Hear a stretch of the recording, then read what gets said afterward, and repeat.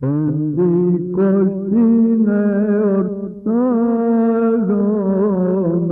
και πνεύματος επιδημίαν και προθεσμίαν επαγγελίαν και ελπίδος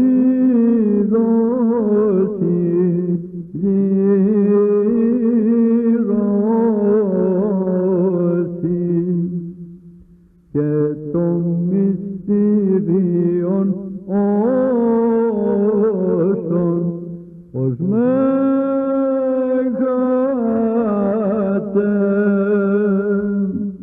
και σεβάσμι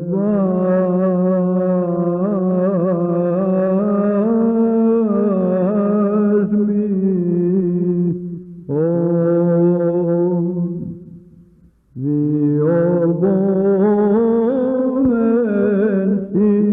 δημιουργέ του παντός Κύριε δόξα σοι. Your Eminence, Holy Abbot, Father Damien, and beloved brothers, Christ is risen. I would like to thank His Eminence Archbishop Dimitrios with all my heart for the invitation to come and speak at this great conference. I would also like to thank all of you for attending, and of course I do not really know what you would like to hear from me, and I believe it is very difficult for a speaker to present his message if he does not know the concerns and the expectations of his audience. And I would like you to forgive me if I somehow fail to measure up to your expectations. As you know, our topic will center around orthodoxy as a hospital. I will divide this subject into two parts. The first part will be on the Catechism of the Orthodox Church, which I consider extremely important because the terms under which the Church receives a new member shows exactly what the Church expects from the new Christian and what the purpose of the Church is in the life of this new Christian. The second part, which will follow after a short break and discussion, will be the therapeutic quality of the Church, or simply put, the Church as a hospital. Towards the end, if time allows, we will also touch on the secularization of the Church in its theology and spirituality. As you probably realize, the first part is somewhat more theoretical, and the second part will be more practical. I believe it is helpful to look at the subject theoretically and practically, and when we do this, the subject becomes more clear and easy to grasp. And now we will take a look at the subject of catechism according to Orthodox tradition, which is bifold: how the Church accepts a new member, and at the same time, what is the method used to keep this catechumen an alive and active member and not one with a baptismal certificate.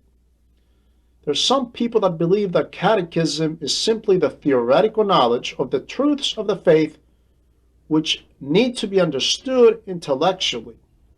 Although catechism possesses some of these elements, however, it is not limited to these. In reality, true catechism is an indoctrination, an initiation, if you will, in the mystery of the Church and the mystery of divine revelation.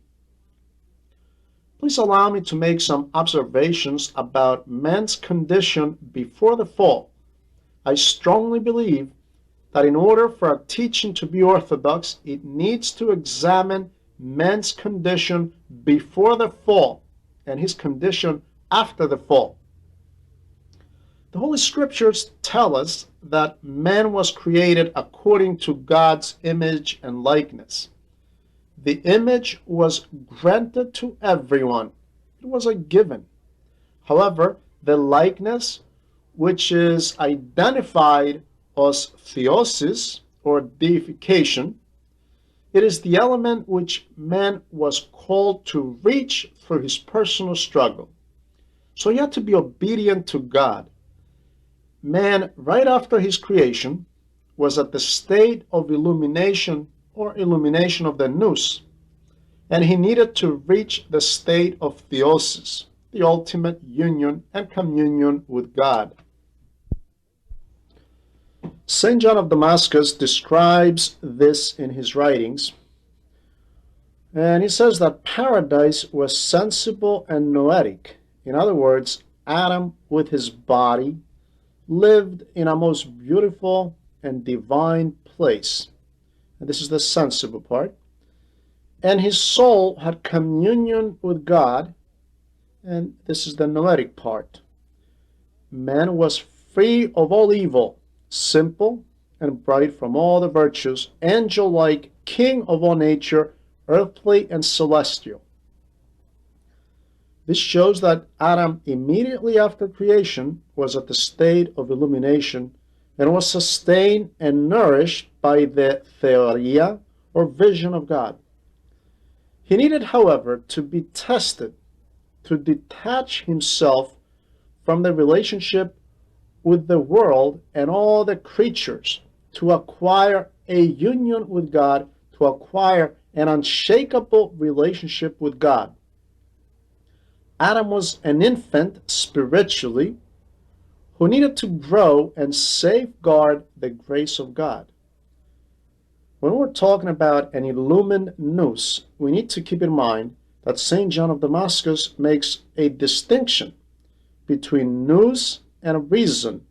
The nous is the nucleus of man's existence, the very eye of the soul, whereas reason is the means by which a person expresses his thoughts and his experiences. The nous of a man is what acquires the experience of God, while reason is the faculty by which a man comes to terms or reaches out to nature. We find this identical teaching in the writings of St. Nikitas Stithatos, a disciple of St. Simeon, the new theologian. He writes that the soul has the nous, which is its most pure part, and this nous is the Father giving birth to the Logos, or the Word. He also repeats what St. John of Damascus says, that man immediately after his creation was at the state of illumination, illumined. In combining the passages of these two Holy Fathers, we can say that man's nous after the creation was at the state of illumination, which means that he had communion with God. He was practicing incessant noetic prayer, and this was man's natural state. Right after the fall, man suffered a distortion. The illumined nous became darkened, and in fact, the fall brought forth the darkening of the nous. We read in the book of Genesis that in paradise there were two types of trees. One tree was the tree of the knowledge of good and evil, and the other tree was the tree of life. Adam disobeyed God and ate from the first tree, and by doing so, the path towards the tree of life was closed, and Adam was expelled from paradise, while the cherubim guarded the gates of paradise leading to the tree of life. It is very important to ponder on the interpretation of the Fathers about the theology of these two special trees of paradise. We must first see what St. Gregory the theologian says about this. In one of his talks, he says that God did not create the tree to be something evil, because right after creation, God saw that everything was good, nor did he forbid men to eat from this tree out of envy. But this tree was good, and it man's deification or theosis, if Adam would eat at the proper time and after the necessary preparation. This tree, according to Saint Gregory the theologian, was the vision of God, which vision of God cannot be reached by men unless they prepare themselves, nor they can reach the vision of God autonomously by their own will or their own effort. We see this in one of the troparia, in one of the church hymns, in the seventh ode of the canon of the elevation of the Holy Cross, which was written by Cosmas the melodist. This ode says that Adam ate from this tree at the improper time. St. Nicodemus the Hagarite interprets this. He works on this passage of St. Gregory the theologian and this troparia, and he says that we can come to 4 different points. First, Adam, after his creation, was imperfect.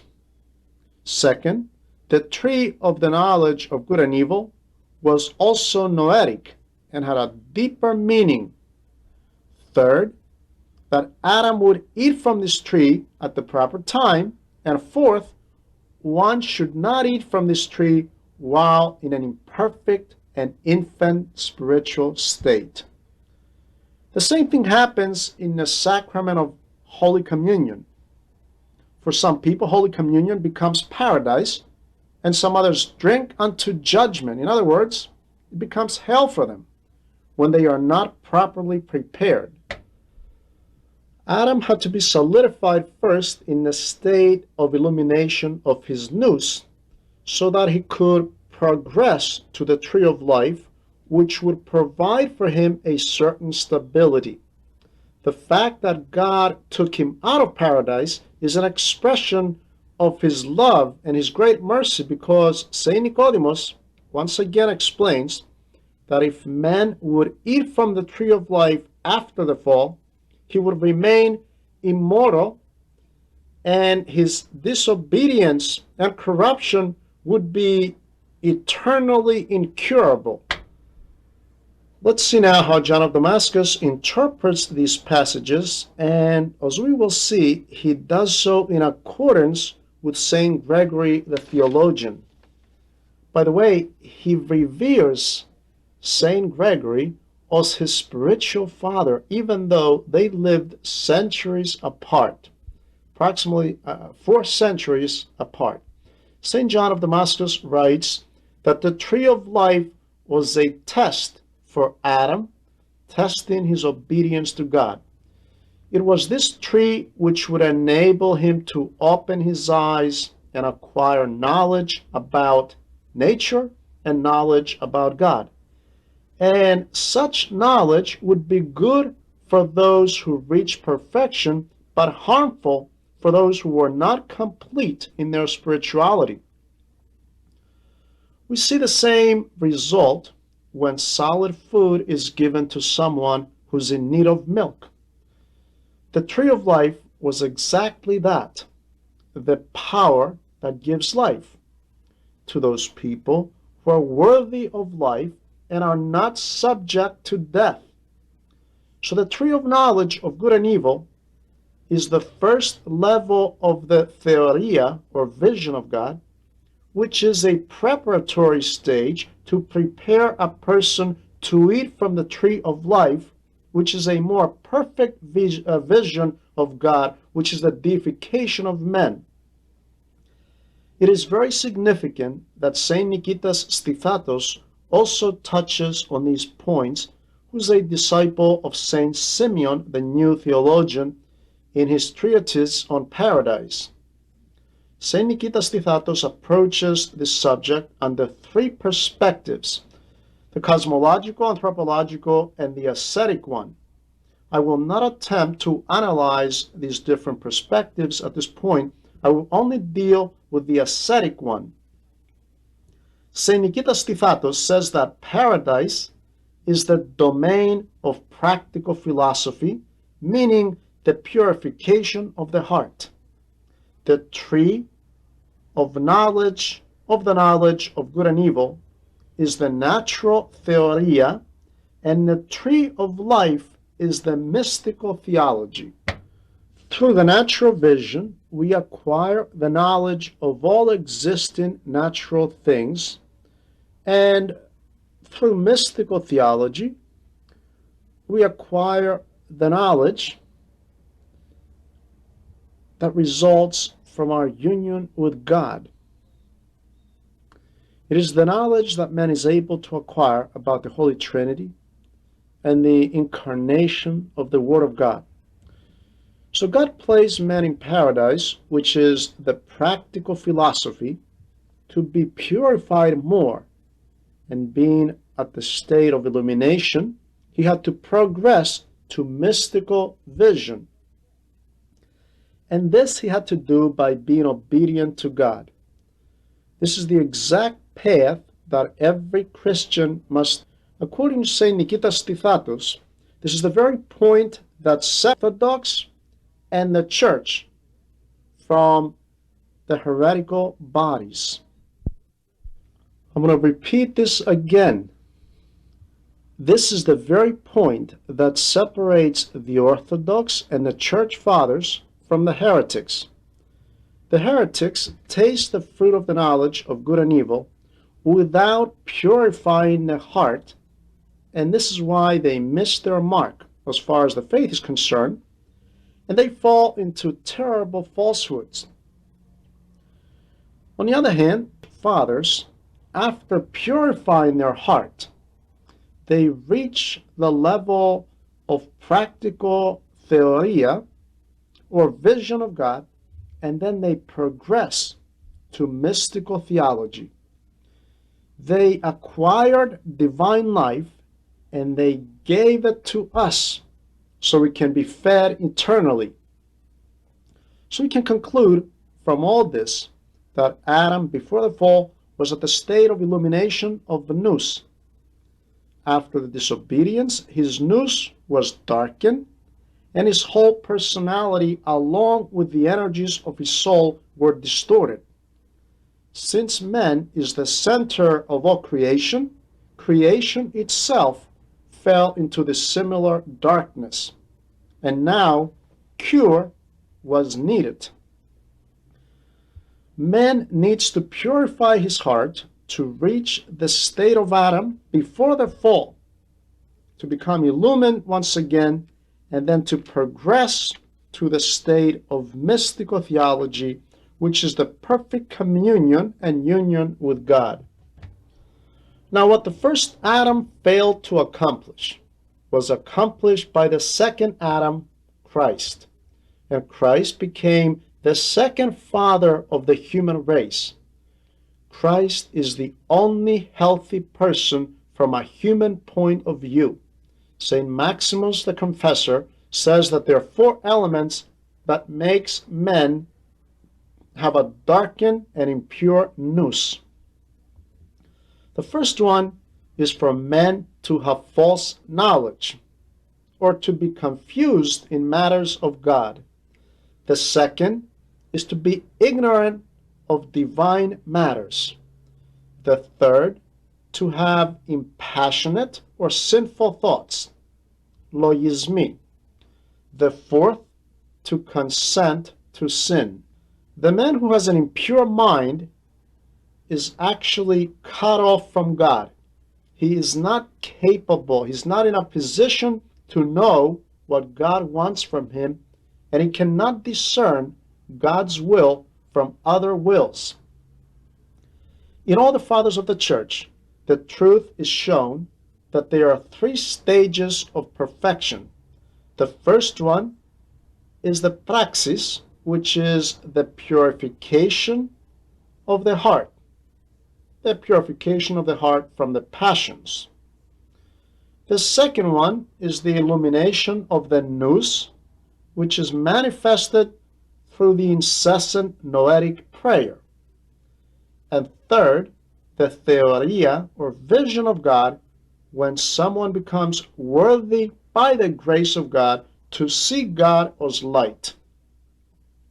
St. Maximus the Confessor, as we said earlier, names these three stages practical philosophy, natural theoria, and mystical theology. Saint Gregory Palamas, along with Saint Simeon the New Theologian, talk about practical chapters, natural chapters, and theological chapters. The nous of men must be freed from wandering around natural and mundane things, must be focused inside the place of the heart. In other words, to be freed from pleasure and pain, and consequently from the ignorance and forgetfulness of God. And in this way, he can acquire the knowledge of God, and one can attain this state in the church and through Christ by participating in the sacramental life of the church and by living the ascetical life of the gospel. Holy baptism is also called illumination because man's nous becomes illumined, reaching the state of Adam before the fall. However, baptism should be preceded by proper catechism, which is not limited to some simple theoretical teaching, but mainly man's struggle to purify his heart from passions. This is precisely what we call cure in the Orthodox tradition. It is not a matter of a psychological balance, but man's struggle to acquire union with God. This is what therapy is all about, and this is precisely what we call ascetical life. Saint Simeon the New Theologian, once again, identifies therapy of the soul, with instruction. In other words, true Orthodox instruction equals therapy. This clearly demonstrates how catechism was perceived and carried out in the ancient church and how man's cure took place. Christ received his disciples for 3 years, and they followed him after they abandoned all their belongings and their former life, and in this manner they purified themselves. This is why Christ, right before his passion, told them, "Now you're already pure because of the word that you heard from me." You are already pure because of the word that I gave to you. And on the day of Pentecost, he gave them his Holy Spirit, and they became members of his body. If one studies carefully the canons of the local and ecumenical synods, will soon realize that in the ancient church there was a class of catechumens who were preparing themselves for a considerable period of time in order to be baptized. From this, we can conclude that there was a sizable class of people under therapy or in the process of purification. A certain canon of the Second Ecumenical Council is of great interest to us because it shows exactly how catechism took place. It states that the first day we make them Christians. The second day we make them catechumens. The third day we read the exorcisms, and after this we instruct them to remain in the church a long period of time to listen and study the Holy Scriptures, and after all this, then we baptize them. So the person who wished to be baptized was called a Christian on the first day. This shows that a specific prayer was read in order for the catechism to begin. Father John Romanidis suspects that the prayer that was read to receive a catechumen is the same prayer that we read today to a child on the 8th day after its birth. What is significant, however, is that someone was called a Christian first, and then he would undergo catechism. This shows that after the reading of this prayer, his name would be enrolled in specific catalogs of Christians, and the struggle against the devil and the passions would begin. Saint Cyril of Jerusalem, speaking about the illumined who are about to become baptized states the following: your name has been enrolled now, and you have been called to become soldiers in the army of Christ. So after this enrollment, the therapeutic treatment would start to prepare them for holy baptism. From the third day, the exorcisms were being read. These are the specific prayers which expel the demons from the heart of men. Now, we're not talking about demon possession here, where the demons possess the center of men's reason, but about the catechumens who are enslaved to a multitude of passions and evil desires. According to the tradition of our church, these passions are the consequence of the energy of the demons. In the Travels of Etheria, an ancient text which was written by a nun who visited Jerusalem and recorded her experiences, we read, here in Jerusalem, priests read the prayer of exorcism to those who are about to be baptized. And this happens many days before their baptism, and they do this daily. It seems that these prayers or exorcisms are the same prayers that we read to this day during the service of the catechumens. And this service of the catechumens precedes the service of holy baptism. Along with the exorcisms, instruction of the truths of the faith would take place as well. Again, catechism was not limited to prayers and some theoretical teaching alone, but it was connected to the liturgical life of the church as well. The catechumens had to be involved in the liturgical life of the church so they could pray to God and to have the faithful pray for them as well. So in the liturgy of the catechumens, there are special prayers for the catechumens, just like there are special prayers for the faithful or the baptized. This is very important because a theoretical teaching is not enough, but prayer is essential and necessary so God can send His grace. And after this very lengthy process, which would last up to 3 years, the bishop would schedule the date for holy baptism. As we can see from what we've discussed thus far, the church was preparing the members extremely well. This is also very clear in the catechisms of St. Cyril of Jerusalem. He was telling them that this period was a period of repentance and confession of their sins, to follow the theoretical teachings of the faith and also accept the beneficial prayers of exorcism, and consequently to struggle to purify their heart from the passions. So it is clear that the catechism of the church is not limited to some theoretical teaching, but it is men's attempt to enter the mystery of divine revelation. This takes place by the grace of God at man's personal struggle. This is exactly what we call therapy of men. Men must be purified internally to reach noetic prayer and thus obtain the knowledge of God. When we talk about the knowledge of God within the Orthodox tradition, we are not referring to theoretical, intellectual knowledge, but we mean the existential and empirical knowledge. In summarizing these thoughts, we can conclude A, that the knowledge of God is existential and empirical, practical. Christianity is not some sort of ideology or morality, but it is the path that leads men to the knowledge of God, knowledge by experience, that is.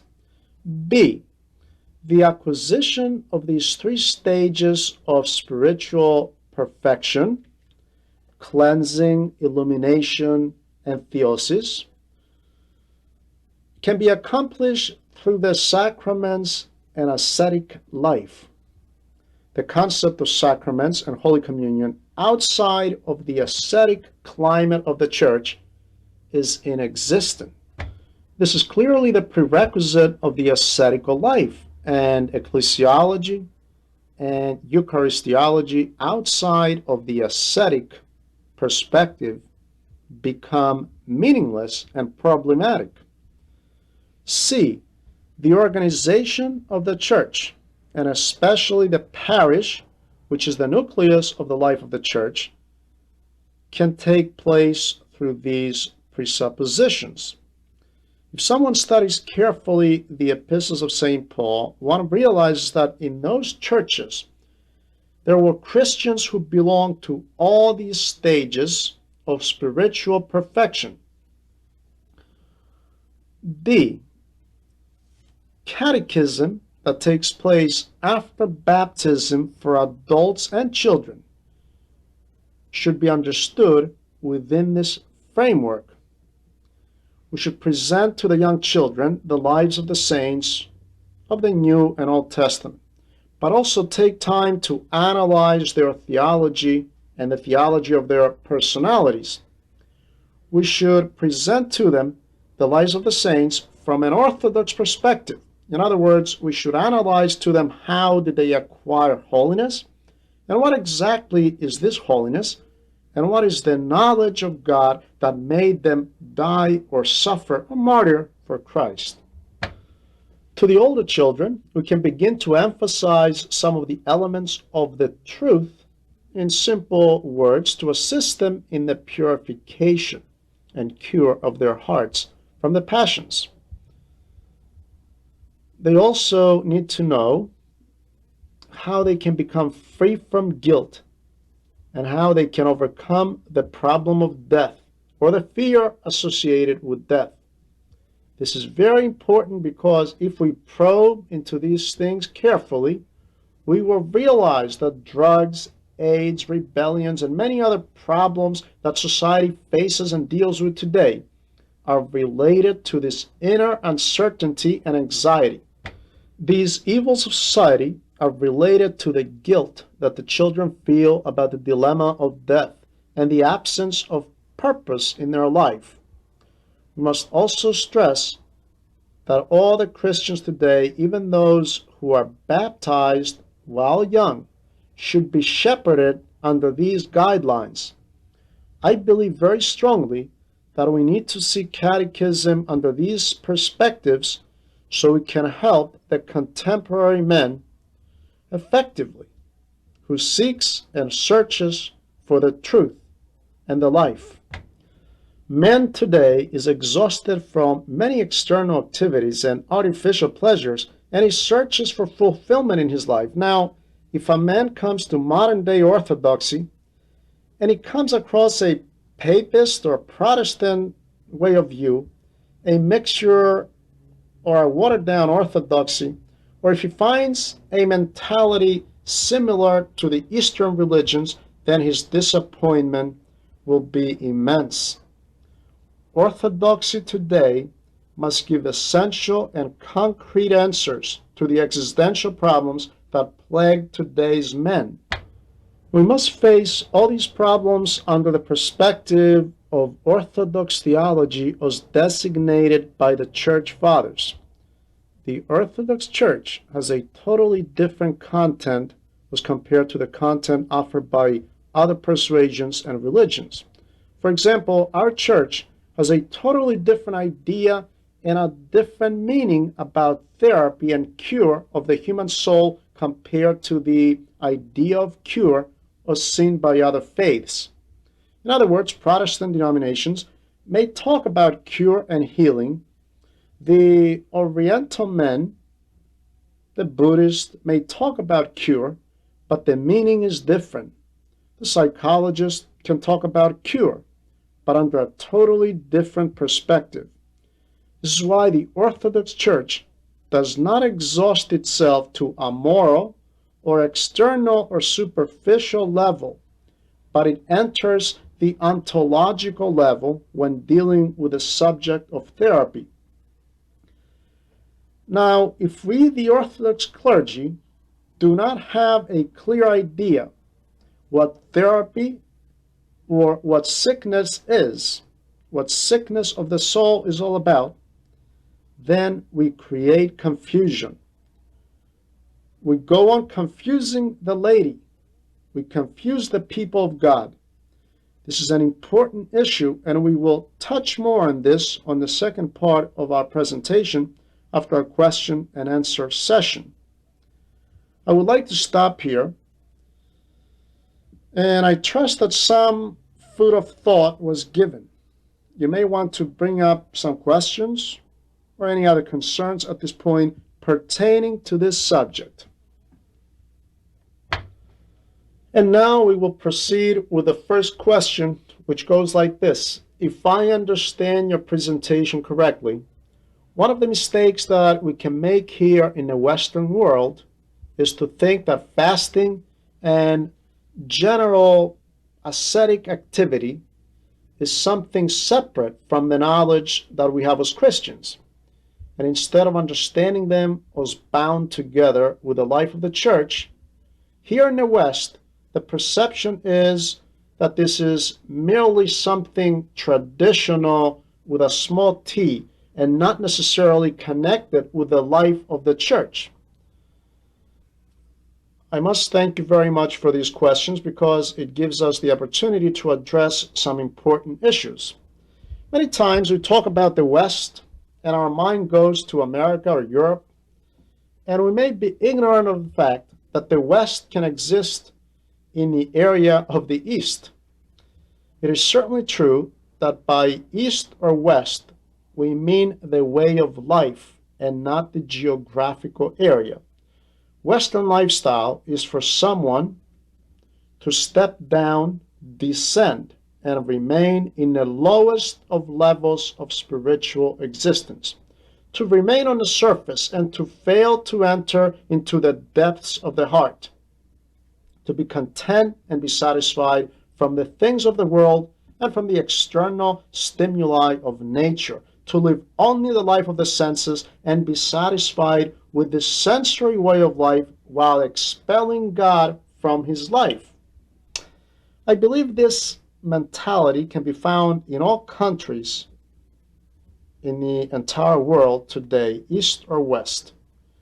And it is possible for someone to be truly searching for God in the West, searching for the pure Eastern way of life, while someone in Greece, let's say, can have a very Western mentality. This Western mentality can be seen in the area of fasting and asceticism especially. For instance, when someone says that prayer is not needed, being that he can handle all his affairs on his own, when he feels that he does not need God in his life, or when he decides that there is no value in fasting, so he does not practice it, or he's not willing to be obedient to the church. This shows a Western mentality. The inability to use the proven method of the Orthodox piety and Orthodox tradition, the inability to submit, characterizes Western mentality. Fasting and prayer are indispensable in this process of men's therapy. Generally speaking, when someone does not have the ability to fast, it shows that he bases his entire existence on material things or on matter provided by nature. He wants to satisfy his passions. His mind is attached to matter and not God. His mind is attracted to the creation and not the Creator. The very same thing happens when someone does not want to pray. It clearly means that his nous is darkened. He feels that prayer is a waste of time. These attitudes are some examples that demonstrate a Western way of life or a Western mindset. And now we get to the next question, which goes like this. You mentioned something about teaching the older children, about teaching them the lives of the saints and the problems of society today, how to overcome the fears of death. Can you expand on that? Because here in America, we see nihilism, Nietzscheism running rampant. And in this young culture, we see many children committing suicide and losing their way. Can you expand upon that somewhat?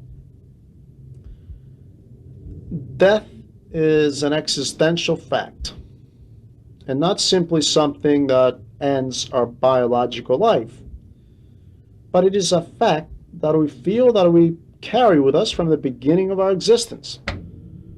When we speak about death, we mean this mortality and corruption that we have within us from the day of our conception. From that very moment, we are destined to die. Disease and corruption shows the presence of death within our being. A Swiss psychologist, Gliazé, has done extensive studies in this area and has shown that a child at the age of 7 to 11 years of age realizes for the first time that death is an irreversible matter. Up to that age, a child does not have a clear knowledge about the existence of death. This is why the problems begin after these ages. What is death, and why did grandfather die, and why we have to die?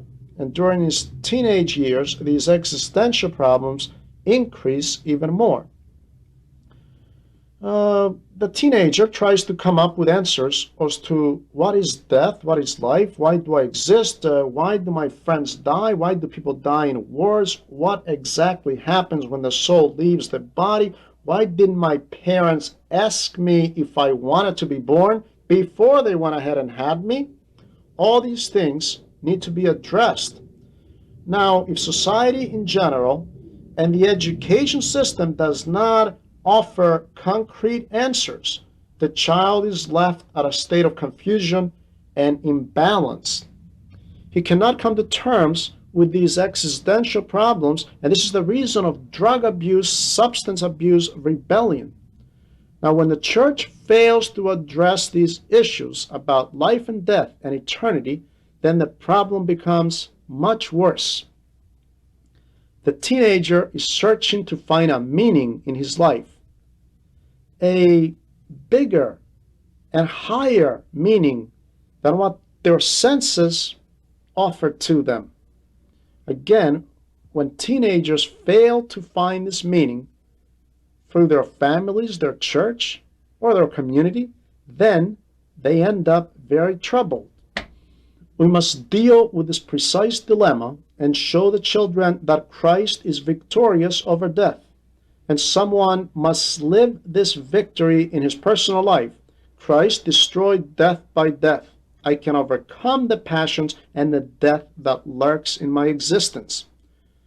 We mentioned earlier that we should not limit our Sunday school teachings to social ethics and morality, but we should proceed to delve into ontology. The grassroots of these problems, the depth of our being. A high school teacher in Athens tells me that when he talks to the children about orthodox psychotherapy, they become extremely enthused. This is the very thing that they are seeking and search for. And we continue now with another question. What is the role of Western psychology for the Orthodox, since psychology has a different view about the origin of man, about anthropology and psychotherapy? And can there be such a role between psychology and an Orthodox believer? It's the first part of the question. And the second part, how do we confront the new findings of medical science concerning the biochemical basis of chemical disorders? We as Orthodox try to see the depth of the problem, the ontological problem, and there's a vast difference on how Western psychology views illness and how Orthodoxy looks at this illness. In a final analysis, illness is not the lack of balance, but the lack of our relationship with God. In Orthodox theology, illness is the radical change, a change that took place after the fall, and this radical change of man's nature causes illness. We certainly agree on the existence of spiritual, psychological, and neurological problems and disorders, and when man leaves God, then he's plagued by a number of disorders. His nerves are affected along with his entire psychological state. We do have cases, however, where a man is close to God, has grace and prayer, lives spiritually, but due to bodily or physical dysfunctions, this man can be infected and in need of cure, need of a doctor. Again, a spiritual man, one who has the grace of the Holy Spirit, can distinguish when a disorder is physiological, caused by various bodily ailments, or when a problem is caused by sin and guilt, and when a problem is caused by the actions of demons. Many people that work in the area of psychiatry and psychology, in the pursuit of psychotherapy, they do not differentiate between these different causes and treat every illness alike. I remember a recent Haggerite Holy Father who slept in the Lord a few years ago saying, "This child needs to go see a saint," or "This child needs to go see a doctor."